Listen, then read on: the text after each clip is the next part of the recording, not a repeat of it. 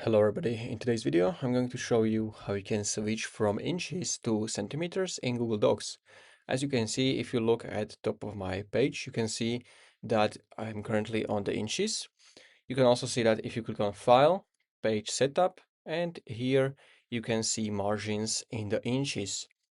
And to actually set this or switch this to centimeters, we have to change our language from United States to maybe United Kingdom or your country where are centimeters used. We can do that if you click on your profile in top right corner. Then you want to click on manage your Google account. And here in the search bar, you want to type language. You want to choose language personal info. Now here we want to change this preferred language. So I'm going to click on this pencil icon next to it. And you can keep it on English if you want. Here from this drop down, you want to select, let's say, your country or the country where are centimeters used.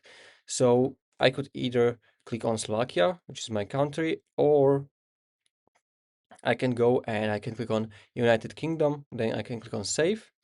Now it's going to be United Kingdom instead United States.